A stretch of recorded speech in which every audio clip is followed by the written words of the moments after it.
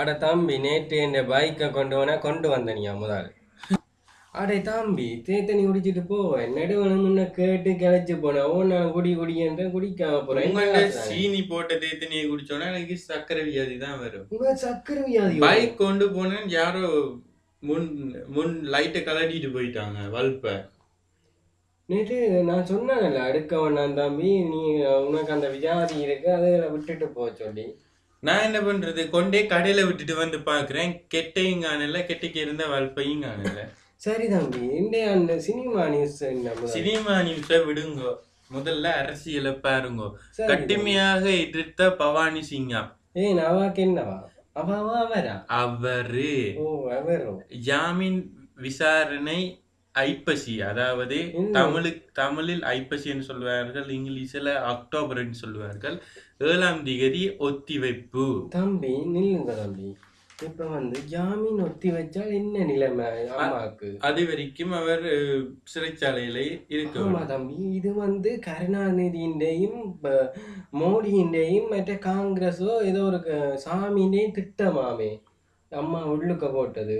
அது அப்படின்னு ஒரு கிசு கிசு கதை வருதுதான். முந்தியெல்லாம் சினிமால தான் கிசு கிசு கதை வரும், இப்ப அரசியல்லையும் கிசு கிசு கதை வரும். இல்ல தம்பி, நான் சொல்றேன், சுசீலா இளவரசி சுதாகரன் இவன் 3 பேருக்கும் ஒரே ஆண்டு. சுசீலா இல்ல, சசிகலா. சசிகலா, இளவரசி அண்ட் சுதாகரன், இந்த 3 பேருக்கும் ஒரே ஆண்டு கொடுத்திருக்கல. இப்ப முதன்மையானது ஜெயலலிதா அம்மா. அப்ப இவங்களுக்கு ஒரு ஆண்டு குறைச்சிருக்கணும் முக்கியமா அந்த மற்ற 3 பேருக்கும். ஏன்னா அவைக்கு துணைதான் நின்று இருக்கிறான். ஆனா மெயின் யாரு? ஜெயலலிதா. ஸோ இது என்ன நடக்குது? இது நான் நினைக்கிறேன் திட்டம் போட்டு செய்யலாம் என்று நான் நினைக்கிறேன். ஐ திங்க் ஆல்சோ சோலா.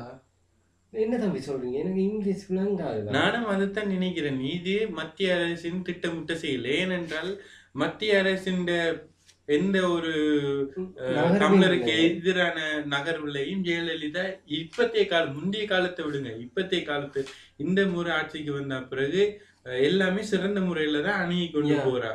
அது பொறுக்காத மத்திய அமைச்சர் நரேந்திர மோடி, சாமி எல்லாம் கூட்டு சதி தான் இந்த ஜெயலலிதாவை கைது பண்ண ஒரு விடயம். தம்பி இன்னொன்று கேள்விப்பட்டேன், ஒரு அமைச்சரோ எம்பி ஒரு ஆள் கர்நாடகாவில் ஜெயலலிதாவை போய் சந்திக்க நின்று இருக்கிறா.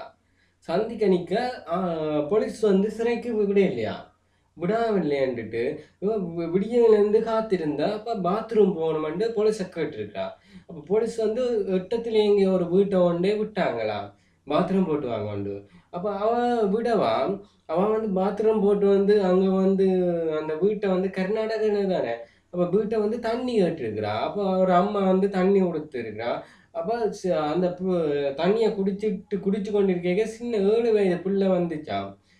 சொல்லிச்சான் தாய்க்கு, அம்மா இவன் எங்கட நாட்டுல எங்கட மாநில தண்ணிக்காண்டி அடிபடினா வைக்கேன் தண்ணி கொடுக்குறேன்ட்டு. அப்போ இது சின்ன பிள்ளையிலேருந்து கர்நாடகாவில் சின்ன பிள்ளையிலேருந்து இந்த விஷத்தை பரப்பி இருக்கிறாங்க. அப்போ இதுக்கும் அம்மாவுக்கும் தண்டனை கொடுத்ததுல நான் நினைக்கிறேன் இது கர்நாடகா என்ற சதி திட்டமாகவும் இருக்கலாம். ஓ, அப்படியும் ஒரு விஷயம் இருக்கு.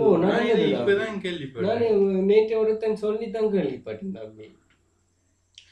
இந்தியா இந்த செய்தியில கேட்டீங்க, நான் சும்மா சொல்றேன் பாருங்க தம்பி, சொல்லுங்க. பெங்களூர்ல அதிமுக பொதுச் செயலாளர் ஜெயலலிதா உள்ளிட்டோருக்கு வழங்கிய சிறப்பு அரசு வழக்கறிஞர் என்ன வழங்க, ஜாமீன் வழங்க சிறப்பு அரசு வழக்கறிஞர் கடும் எதிர்ப்பு தெரிவித்துள்ளார். இதனால் இந்த வழக்கை விசாரிக்க நீதிபதி 2 நிமிடங்கள் ஒத்திவைத்துள்ளார், விசாரிக்காம. இது தம்பி இழுத்தடிக்கிற முறை தம்பி. இவங்க அம்மா என்னதான் இருந்தாலும் அவர் ஒரு முதலமைச்சர், கர்நாடகால வைத்து தமிழக முதலமைச்சரை அவமானப்படுத்தி கொண்டிருக்கிறார். நான் இதை சொல்லுவேன்.